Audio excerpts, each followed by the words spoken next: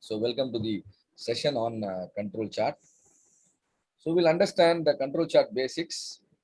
We'll understand the theory of variability because hope it was taught in the basic first day itself. What you cannot avoid variation, you cannot eliminate variation completely, right? Variation anyway will be there. So there is a theory called the Shewhart theory of variability. It is named after the introducer of control chart, which is Walter Shewhart. And how to plot a control chart manually and how to plot a control chart using software, Minitab or Excel. So I'm showing you a control chart. And this is, you can see a green color line. You can see a green color line, which is the center line. And then there is another red color line, a dark red one, which is the upper control limit. And similarly, there is one more line, which is lower control limit, right? So right now, when you look at the points plotted in the graph, you can see one of the point is out of the control limit.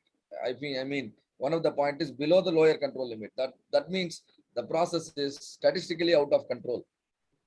So your first focus should be to get this point inside the control limit. Once you can do that, the next focus can be you can try to push the control limit itself further inside. And that is what I have written manually. You can see your upper control limit is pulled towards the center, lower control limit also pulled toward the center. There are two terms I want all of you to understand. If you can make your process, or if you can make all your plotted points appear inside the control limit, that's called statistical process control. So a process is said to be under statistical control if all the plotted points lie inside the control limit. This is called what? Statistical process control. So can you please repeat it? If you can get all the plotted points falling inside the control limit. See here, there are 20 points plotted.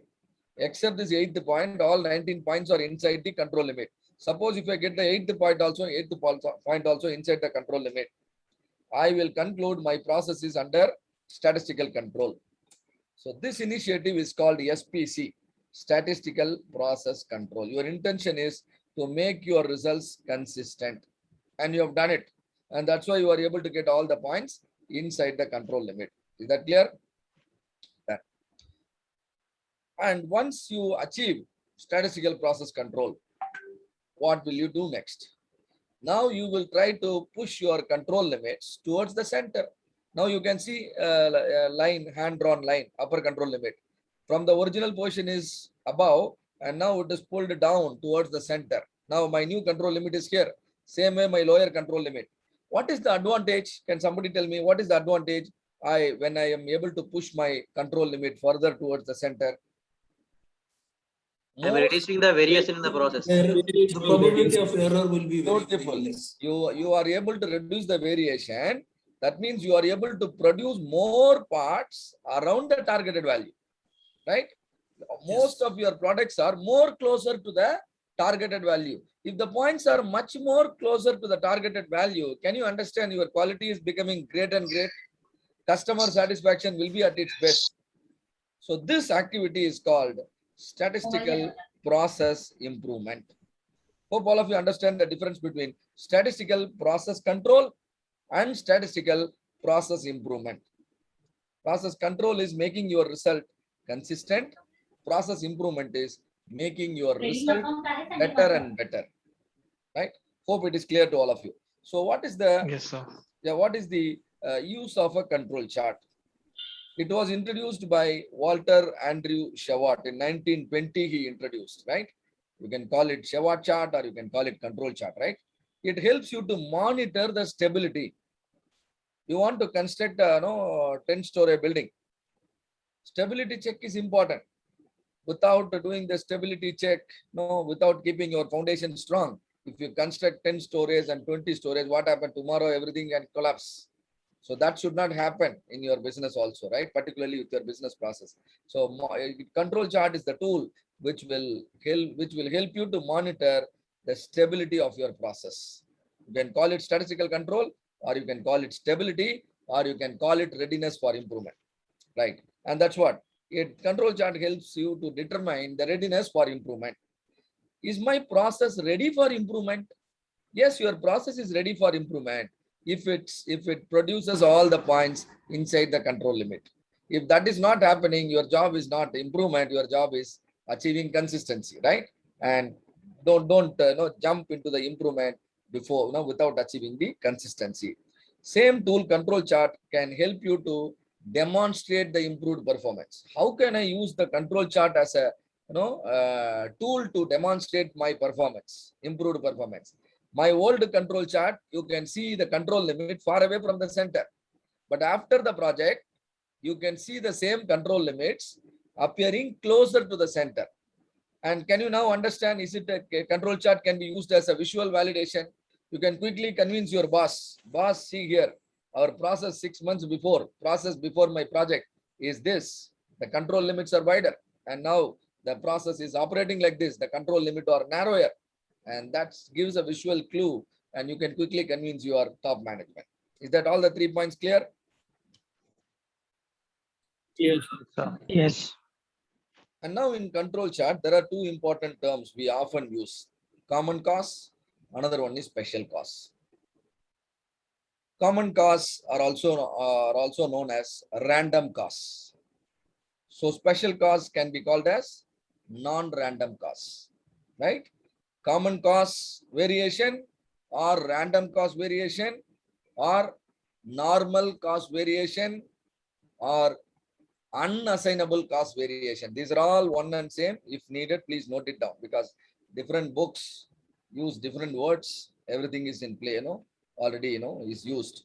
Common cause, random cause, unassignable cause, and also normal cause. And all the opposite you can apply to special cause. Special cause means assignable cause.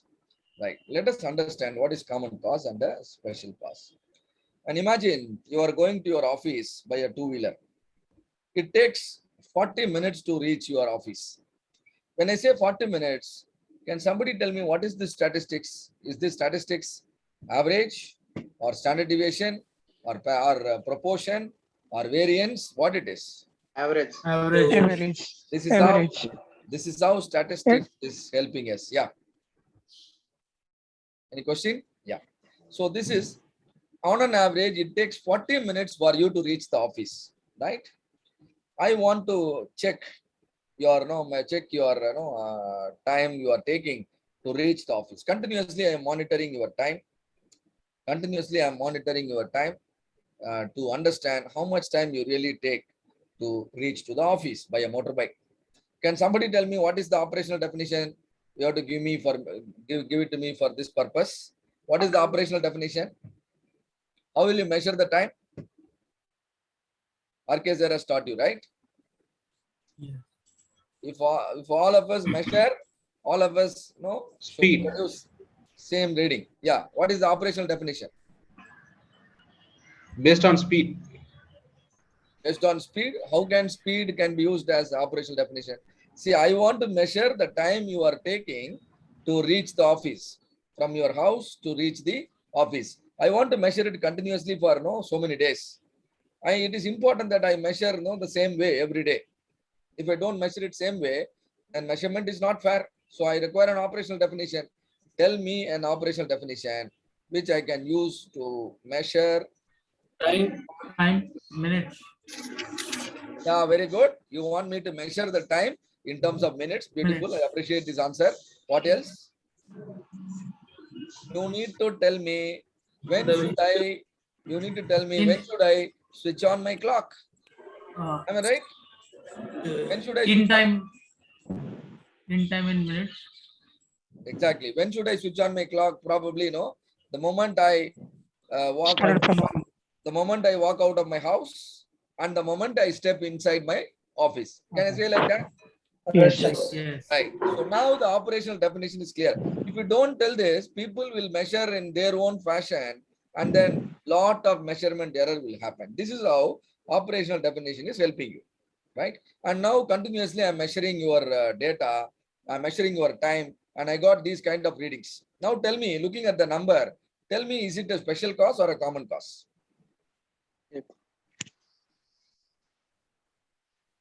Tell me. Common Is it cause. a common cause? Yes. Yes, tell it loudly. It is common cause Common variation. cause. It is common cause. Why do you call it a common cause? Because when I asked you, gentlemen, why you took 2 minutes extra on the day 2, why you came 2 minutes early on day 2, why you took 1 minute extra on day 4, why you came 1 minute earlier on day 5, will you be able to answer my question? Can you please listen? No. No. Whenever you can't explain the reason for variation, that is called common cause variation. It is unexplainable. It is unexplainable. Many a times you cannot explain the the variation, but variation exists. But Yes. you can't really assign a reason. That is why it is called unassignable cause of variation or common cause of variation. Is that clear to all of you? Yes. Yes. Yes. Another day, 6th day, I measure your time. I am getting 25 minutes. Now this number 25 minutes, can it be considered as a common cause variation or special cause variation? Special cause. Special cause. Why do you call it special cause? We have a specific reason. We have a specific reason. Because your number is, is far away from the average. What is your average? 40 minutes it 40 takes. minutes. But if you can reach in 25 minutes, definitely there has to be a special reason behind. And so you classified it as special cause. And the special reason is that day was a lockdown. Only you are on the road with the pass, e-pass. And so you could reach the office early. Possible, right? Yes, maybe. So looking at a number generated from your process or your process has generated, you can understand whether common cause variation is playing or special cause variation is playing or both are playing. Always, any point of time, common cause variation will be always playing because you can't eliminate it, because you can't explain it. You can't figure out the reason. And so that will always be there. Even after the process improvement, even if after achieving Six Sigma capability, common cause variation will still be there, right? And Yes. if special cause variation is also there, then your number will speak about it. One another day, that is the 7th day, you took 55 minutes to reach the office. And now tell me, is it a common cause or a special cause? Special cause. Special cause. Definitely special cause, because this Special cause. 55 is far away from the average, which is 40. And because that particular day it was raining on the road, so you have to slow down a lot, and then you took more time and you are late to the office, and it's a special cause. And on the next day, that is 8th day, you took 1 hour 40 minutes to reach the office. And tell me, is it a common cause or a special cause? Special Special cause. cause. Special cause. Yes, you're right. It is very special because that day you met your girlfriend on the route. So you decided to spend 1 hour in the coffee shop, and then you reached office in 1 hour 40 minutes, right? So that's how you can understand whether common cause variation is playing or special cause variation is playing or both are playing. You can understand. And special cause variation always exists along with the common cause. Please note. Special, because common cause will always be there. Whatever is the improvement you have done, then also common cause variation will be there. And tell me, answer me with a single word. Can you eliminate common cause variation? No. No. Definitely no. But definitely you can eliminate special cause variation because you can understand the reason behind. You can understand the factor behind, and that you can fix. Once you fix that factor, special cause will go away. This is how you can make your process stable, and then further changes, further improvement will make your process also improve. So this is common cause, this is special cause, this is special cause, and what is this one? Very special cause for you, right? Right. Got it. Yeah. And now to help you understand